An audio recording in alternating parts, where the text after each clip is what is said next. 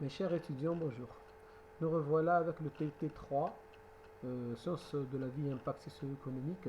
Alors c'est un petit peu technique, là où on aura trois exercices, là où je vais vous demander de me donner la définition des termes scientifiques qu'on a eu au cours et puis leur explication.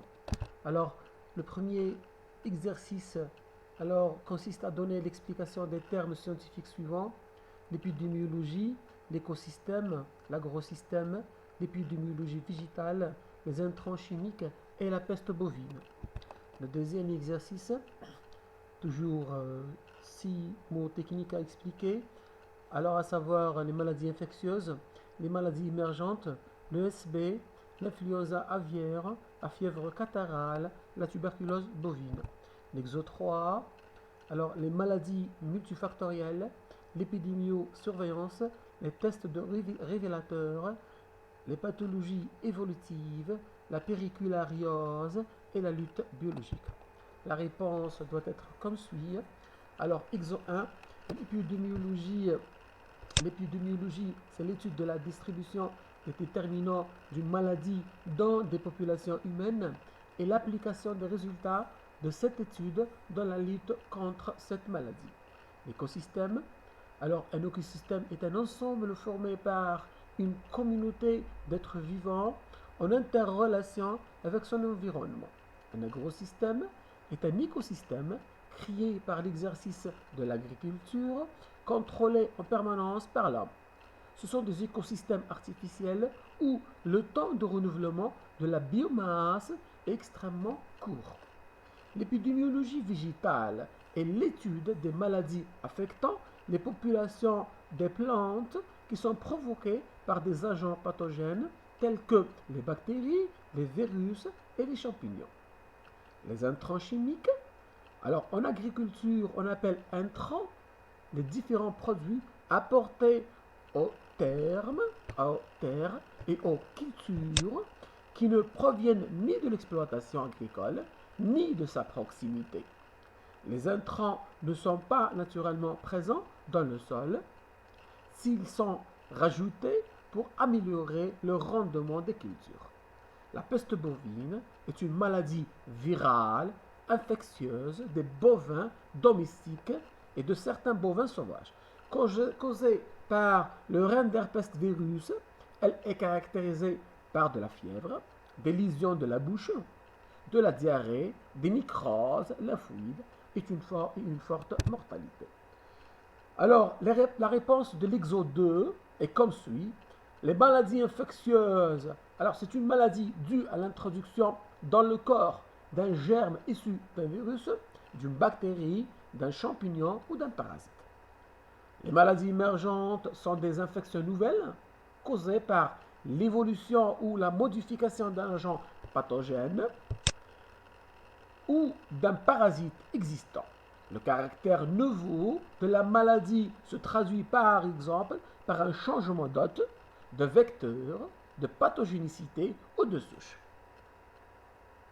Alors l'ESB, encéphalopathie spongiforme bovine, est une infection dégénérative du système nerveux central des bovins causée par un agent infectieux moléculaire d'un type particulier, ni virus ni microbe, appelé protéine prion. Nous avons donné l'exemple au cours de la vache folle. L'influenza aviaire. Alors la grippe aviaire est une infection provoquée par des virus grippaux de type A, et en particulier les sous-types H5, H7 et H9.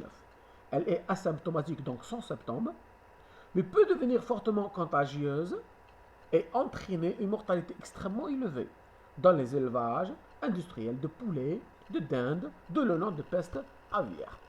La fièvre catarrhale.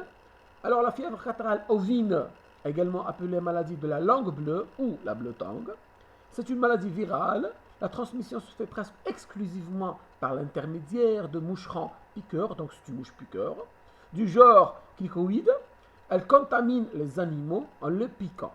Se manifeste chez les ovins principalement par différents symptômes, dont la fièvre, les boiteries, donc ce sont des difficultés à marcher, des œdèmes, des cyanoses, la cyanose des muqueuses, amaigrissement pouvant conduire à la mort des animaux ou à une guérison lente avec d'importantes pertes économiques. La tuberculose bovine, c'est une maladie animale transmissible à l'homme, donc c'est une zoonose causée par la bactérie Mycobacterium bovis ou M. bovis. Cette bactérie peut infecter de nombreuses espèces de ruminants domestiques et sauvages. Elle se transmet souvent par voie respiratoire. Pour l'exo 3, les maladies multifactorielles, une maladie est dite multifactorielle quand son apparition renvoie à divers facteurs génétiques environnementaux. Nous avons vu pendant le cours, parmi ces maladies multifactorielles, les mammites chez les bovins et d'autres exemples. L'épidémiosurveillance est le suivi sur un territoire donné de l'évolution de bioagresseurs. Alors, les bioagresseurs comprennent l'ensemble des ennemis de culture et se répartissent en trois grandes familles. Les agents pathogènes, les ravageurs animaux et les mauvaises herbes. Les tests révélateurs, alors ce sont des tests épreuves qui permettent d'évaluer quelqu'un ou de déterminer les caractéristiques de quelque chose. Et nous avons vu pendant le cours les tests sur bandelette et d'autres tests. Alors, les pathologies évolutives, alors ce sont des pathologies ou des maladies de longue durée évolutives, souvent associées à une invalidité et à la menace de complications graves. La périculariose est une maladie fongique du riz qui atteint les organes aériens, feuilles, tiges et pénicules, causée par un champignon qui est la scomycète ou Megnaporte grisea.